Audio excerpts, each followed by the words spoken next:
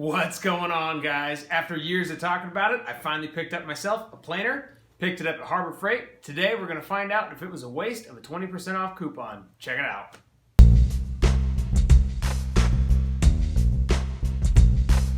The reason that I need a planer is because I do a lot of custom signs on my CNC machine.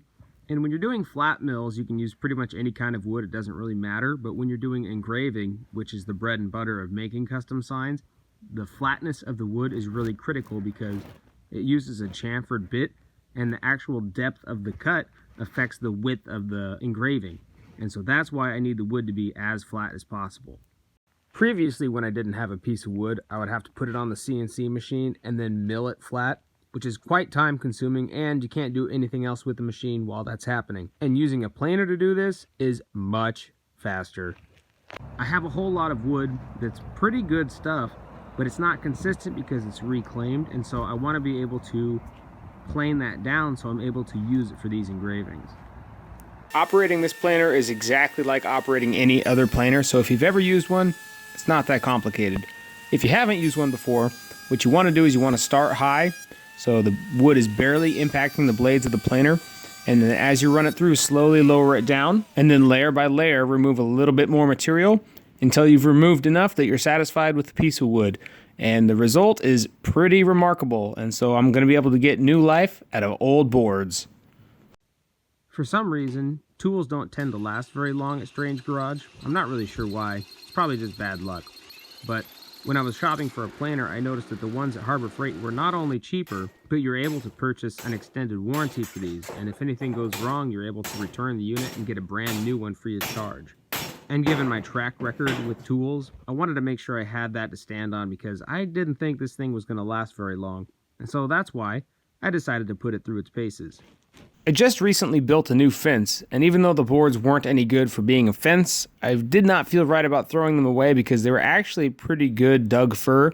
And so I feel that this new planer is the perfect opportunity to see if the wood's any good, and the wood is a perfect opportunity to see if the planer's any good.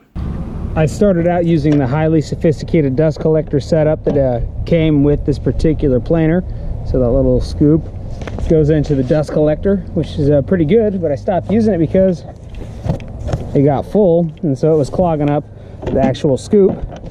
So I just let it run out, and as you can see, it's a tremendous amount of sawdust. This thing worked pretty hard today. Didn't do a bad job.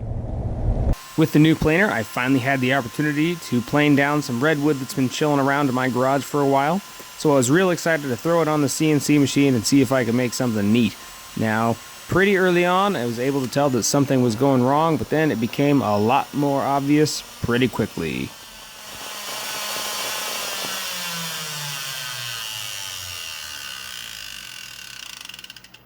I'm not quite sure how well the video recorded that, but just in case you guys missed it, here's another front row seat.